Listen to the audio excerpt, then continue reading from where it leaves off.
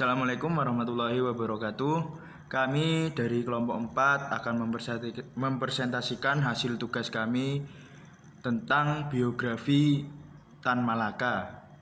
Saya sendiri Muhammad Ilham Ashadi dengan NIM 622220913. Saya Rista Ayu Andini dengan NIM 622220891. Pertama-tama saya akan menjelaskan tentang biografi singkat Tan Malaka. Tan Malaka memiliki nama lengkap yaitu Sultan Ibrahim Datuk Tan Malaka yang lahir di Nagari Padang, Gadang, Suliki, Sumatera Barat pada tanggal 2 Juni 1897. Beliau wafat di Desa Selopanggung, Kediri, Jawa Timur pada tanggal 21 Februari 1949 di umurnya yang ke-51 tahun. Tan Malaka sendiri merupakan anak dari H.M. Rasad Caniago, seorang buruh tani dan Mantri Kesehatan yang pernah bekerja untuk pemerintah daerah setempat dan mendapatkan gaji beberapa puluh gulden setiap bulannya. Kemudian ibunya yang bernama Rangkayo Sinah Simabur, putri seorang tokoh terpandang di desa tersebut. Sebagai seorang anak, Tan Malaka tinggal bersama kedua orang tuanya di Suliki dan belajar ilmu agama dan dilatih dalam seni bela diri pencaksilat. Dia merupakan seorang aktivis kemerdekaan Indonesia, filsuf kiri, pemimpin Partai Komunis Indonesia, pendiri Partai Murba, dan pahlawan nasional Indonesia. Selanjutnya, pada tahun 1908, Tan Malaka bersekolah di Sekolah Guru Negeri Kweekschool di Fort de Kock. Di Kweekschool, Tan Malaka belajar bahasa Belanda dan menjadi pemain sepak bola yang terampil. Menurut gurunya, G.H. Horensma, meskipun Tan Malaka terkadang tidak patuh, tapi dia merupakan murid yang sangat baik. Ia lulus pada tahun 1913 dan kembali ke desa. Dia hanya menerima gelar datuk dan dia berhasil mendapatkan uang dari desa untuk melanjutkan pendidikannya ke luar negeri. Dan kemudian dia berlayar ke Rotterdam pada tahun yang sama. Pada bulan Oktober 1913, ia meninggalkan desanya untuk belajar di Kweekschool, yaitu sekolah pendidikan guru pemerintah, yang didanai oleh para engku dari desanya.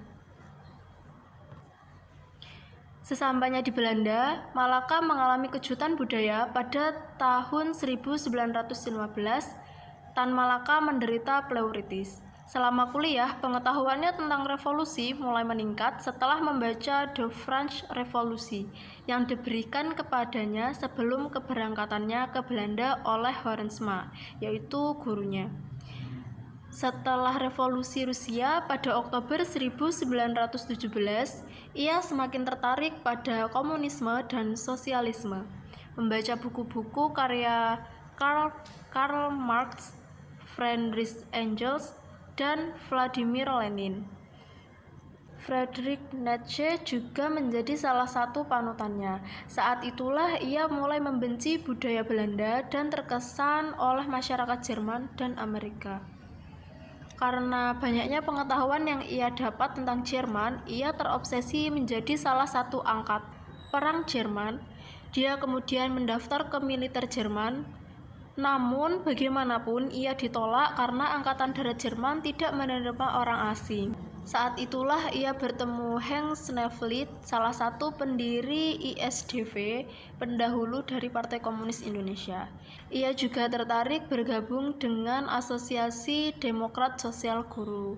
Pada bulan November 1919, ia lulus dan menerima ijazahnya yang disebut Hulpakti. Menurut sang ayah, selama Tan Malaka di Belanda, mereka berkomunikasi melalui suatu sarana mistik yang disebut tarekat. Selanjutnya, pengaruh pemikiran Tan Malaka terhadap bangsa. Pemikiran-pemikiran Tan Malaka yang terangkum dalam karyanya dan pengaruhnya terhadap para pemimpin revolusi telah menjadi pijakan dalam perjuangan bangsa Indonesia. Ia mendorong semangat perlawanan rakyat dan menekan pentingnya persatuan serta kesatuan dalam mencapai kemerdekaan. Seperti pada buku Masa Aksi yang telah ditulis oleh Tan Malaka. Pada saat itu, setelah lulus, ia kembali ke desanya. Ia kemudian menerima tawaran Dr. C.W. Johnson untuk mengajar anak-anak kuli di perkebunan teh di Sanembah, Tanjung Morawa, Deli, Sumatera Utara. Ia tiba di sana pada Desember 1919 dan mulai mengajar anak-anak itu bahasa Melayu pada Januari 1920. Selain mengajar, Tan Malaka juga menulis beberapa propaganda subversif untuk para kuli, dikenal sebagai Daily Sport. Selama masa ini, dia belajar dari kemerosotan dan keterbelakangan hidup kaum pribumi di Sumatera. Ia juga berhubungan dengan ISDV dan terkadang juga menulis untuk media massa. Salah satu karya awalnya adalah Tanah Orang Miskin, yang menceritakan tentang perbedaan mencolok dalam hal kekayaan antara kaum kapitalis dan pekerja, yang dimuat di Headfridge World edisi Maret 1920. Ia juga menulis mengenai penderitaan para kuli kebun teh di Sumatera.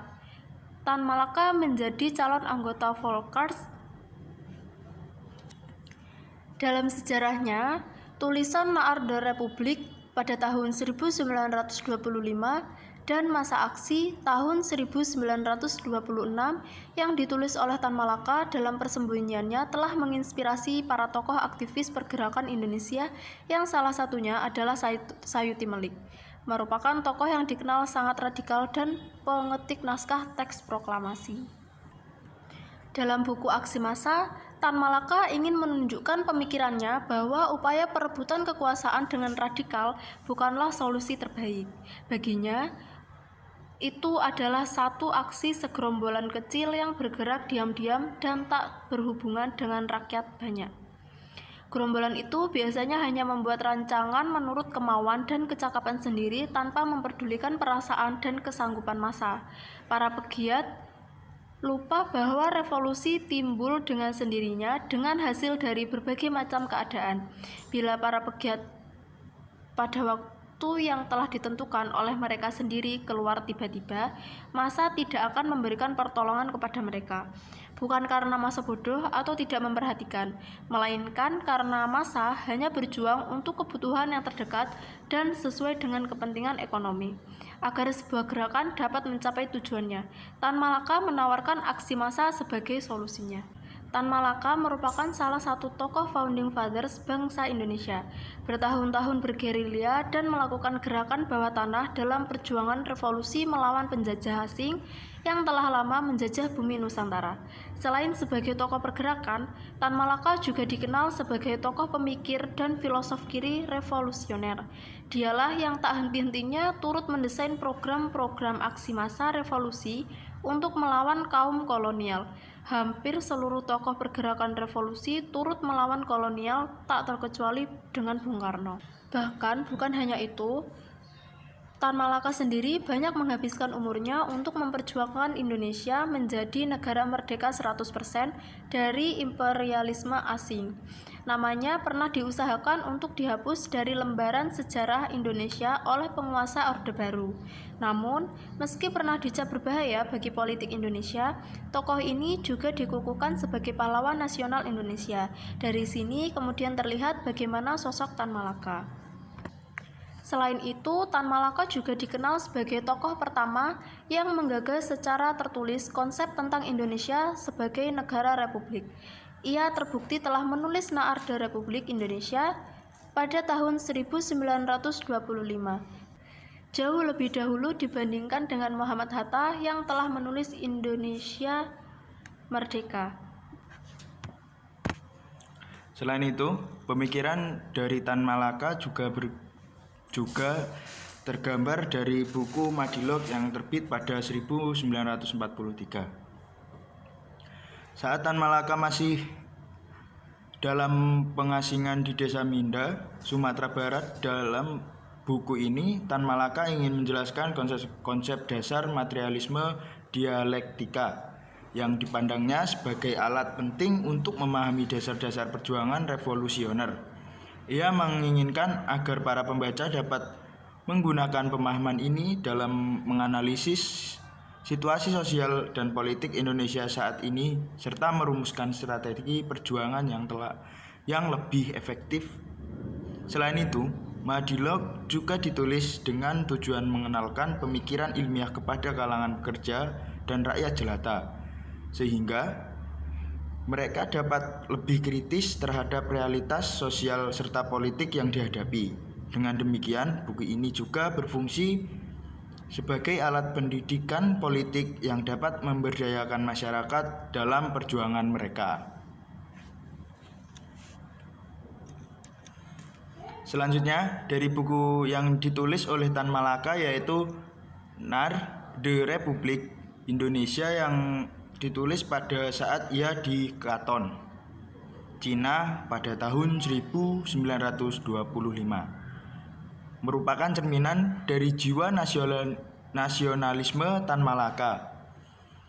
Dalam buku tersebut, beliau telah menyusun bentuk Republik Indonesia di saat pejuang lain masih memikirkan tentang bagaimana membuat negara Indonesia merdeka, bagaimana mempersatukan Indonesia, dan sebagainya.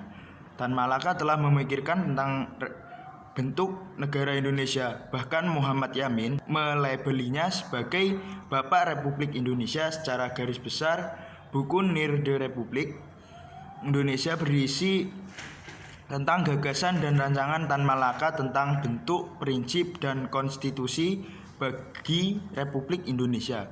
Dalam brosur yang dibuat oleh Tan Malaka tersebut, terdapat beberapa gagasan yang telah secara sengaja atau tidak diterapkan oleh pemerintah Indonesia. Di antaranya adalah sebagai berikut: nasionalisme perusahaan-perusahaan asing.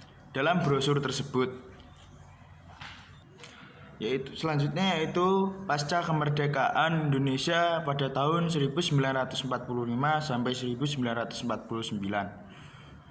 Setelah proklamasi, Tan Malaka terus bergerak, berjuang, dan membangun gerakan bawah tanah meski nyata-nyata sejarah tidak memberi ruang baginya untuk terlibat dalam proklamasi kemerdekaan. Namun demikian, Tan Malaka tidak menyerah. Dia justru semakin terang-terangan dalam melakukan gerakan politik. Dalam bahasa Tan Malaka, pasca Indonesia merdeka, maka dia ingin melakukan gerakan di atas tanah.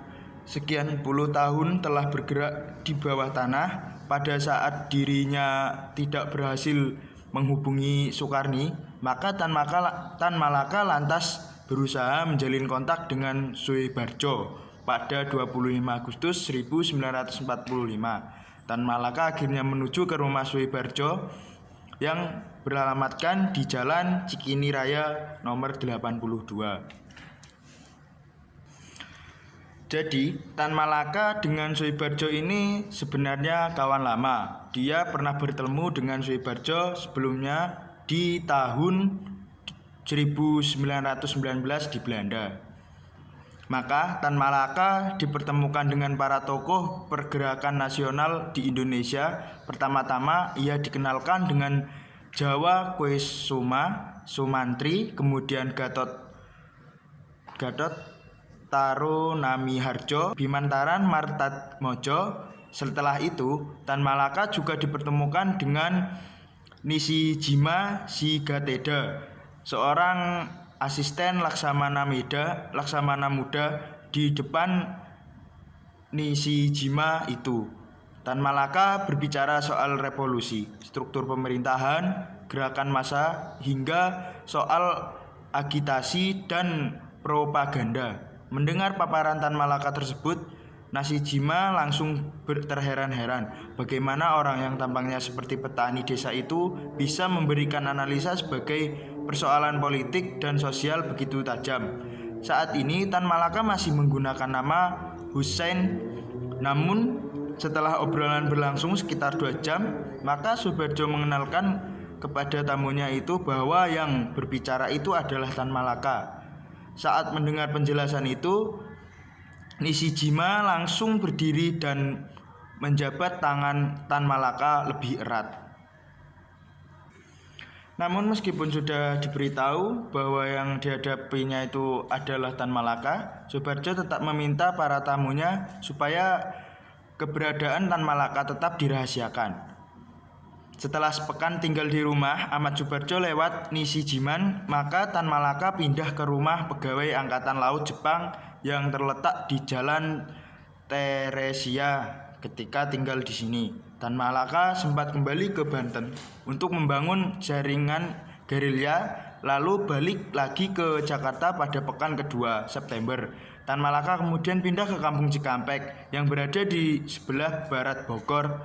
Saat itu dirinya terus bolak-balik ke Jakarta.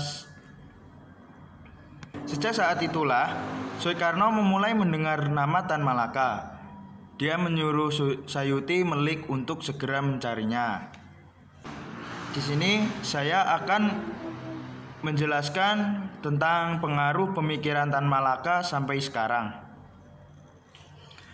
Keadilan sosial, memperjuangkan keadilan sosial dan pemerataan ekonomi. Di era sekarang, ketimpangan sosial dan ekonomi masih menjadi masalah yang perlu diatasi. Pemikiran Tan Malaka dapat menginspirasi upaya untuk menciptakan masyarakat yang lebih adil dan mengurangi kesenjangan ekonomi. Pemikiran kritis, mendorong pemikiran kritis dan membangun intelektual. Di tengah arus informasi yang luas dan seringkali bercampur dengan disinformasi, pemikiran kritis menjadi keterampilan penting untuk memahami dan menganalisis isu-isu kompleks dalam masyarakat. Persatuan dan solidaritas, menekankan pentingnya persatuan dan solidaritas dalam mencapai tujuan bersama di era sekarang, di mana perpecahan dan konflik sering kali terjadi. Pemikiran Tan Malaka dapat menjadi pengingat akan pentingnya bekerja sama dan membangun kesatuan untuk menghadapi tantangan bersama. Anti kolonialisme dan kemerdekaan. Pemikiran yang menentang penjajahan dan mengadvokasi kemerdekaan tetap relevan dalam konteks perjuangan melawan segala bentuk penindasan dan dominasi. Pemikiran ini dapat memotivasi perjuangan untuk meraih kebebasan dan kedaulatan di berbagai bidang, termasuk politik, ekonomi, dan juga budaya. Nasionalisme progresif, memadukan nasionalisme dengan anti kolonialisme dan kemerdekaan. Pemikirannya yang menentang penjajahan dan mengadvokasi kemerdekaan tetap relevan dan konteks perjuangan melawan segala bentuk penindasan dan dominasi. Pemikiran ini memotivasi perjuangan untuk meraih kebebasan dan kedaulatan di berbagai bidang, termasuk bidang politik, ekonomi, dan juga budaya. Nasionalisme progresif, memadukan nasionalisme dengan memikirkan progresif dan internasionalisme. Pemikiran ini dapat mendorong pendekatan yang inklusif dan progresif dalam membangun identitas nasional yang kuat tanpa mengekang keragaman dan nilai-nilai universal. Pemikiran Tan Malaka merupakan warisan berharga dalam sejarah perjuangan Indonesia. Meskipun konteksnya telah berubah, pemikiran dan nilai-nilai yang ia anut tetap dapat memberikan inspirasi dan paduan dalam menghadapi tantangan dan mencapai tujuan yang lebih baik di era sekarang. Pemikiran Tan Malaka di era sekarang salah satu kasus di Indonesia yang dapat dihubungkan dengan pemikiran Tan Malaka adalah isu ketimpangan. Sekian presentasi dari kami mengenai biografi singkat Tan Malaka. Kurang lebihnya saya mohon maaf. Saya akhiri. Wassalamualaikum warahmatullahi wabarakatuh. Terima kasih.